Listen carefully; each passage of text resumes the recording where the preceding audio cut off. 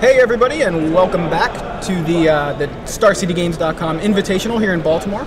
I'm here with recent Grand Prix champion Reid Duke. Reid, going to tell us a little bit about your legacy deck for today.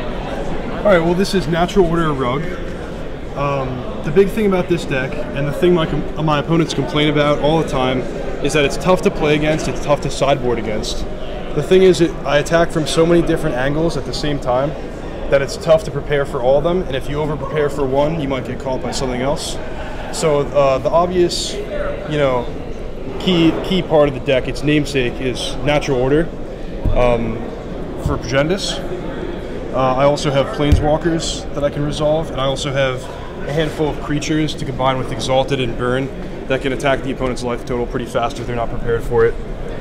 Yeah, see, one of the more impressive things I think about this deck, and even historically last year it was doing pretty well on the Open Series, is that it can attack from multiple angles. You've got the beats, and then you've got the combo. Yeah. And one of the things that we were just talking about is this deck kind of seems to have fallen off after Mental Misstep was banned. Does that sound about right to you? And why do you think that is? And maybe what have you done differently that some of the decks that were playing Mental Misstep back then, what are you doing to compensate for maybe the loss of Mental Misstep?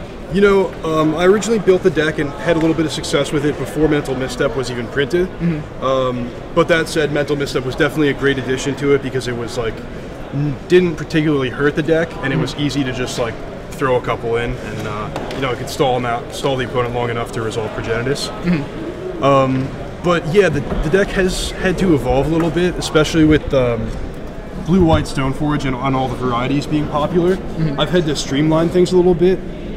Those decks are really good at fighting creature battles, and so is Maverick, and so is Rug Delver. So it's, compared to the past, it's less common for me to kill my opponents with Tarmogoyf and Vendilion Click. Right. And I've had to streamline things a bit more to hinge on resolving a 4-drop. Particularly this new Esper Stoneforge deck has Perish after sideboard, so I can't just play Progenitors and be like, all right, that's what I got. Yeah.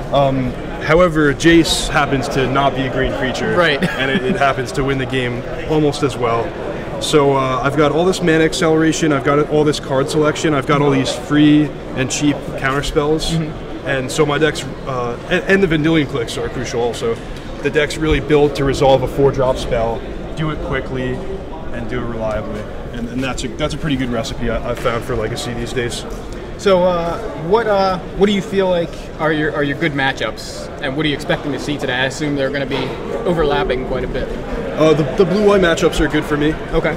And anything that's basically trying to attack me with creatures, like a green-white or a Naya, anything like that can't stop Progenitors, it's easy for me to just go over the top. Knight of the Reliquary is traditionally a really tough card for Rug to answer because it's too big to burn. Right. But if I get into trouble, I can just play Progenitors and try to ignore everything they're doing.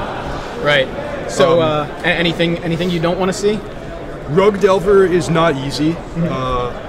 I would maybe even go as far as to call it unfavorable, but so many of the cards we have in common, and I have, Natural Order can definitely be good if the game plays out a certain way.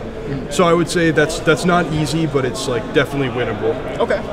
Any certain card that you're expecting to maybe stand out, or you feel like it's? Yeah, the Sylvan Library is really exciting. I have one main and a second one sideboard. Okay. There are a lot of decks, especially I guess with Stoneforge Mystic and Snapcaster Mage being popular, along with Swords of Plowshares and Path to Exile. It's tough for the very aggressive decks to do well in Legacy, like the mono red Burn and the Zoo.